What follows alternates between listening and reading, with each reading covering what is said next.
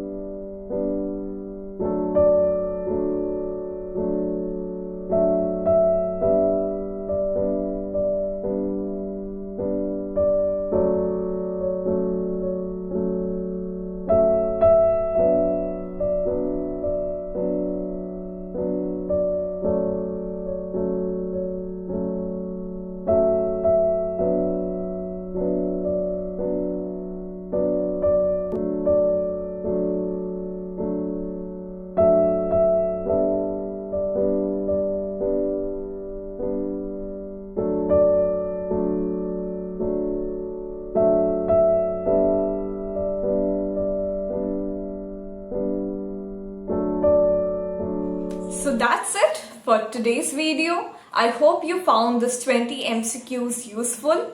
If you found the video helpful, then do like it and share with your friends. I'll be back soon with a brand new video on a literary work. Till then, stay tuned to Learning Literature with Purba. You can also visit our online academy www.learningliteratureWithPurba.com to discover a wide range of online courses on English literature and creative writing. Also do follow us on Facebook and Instagram, and thank you so much for watching.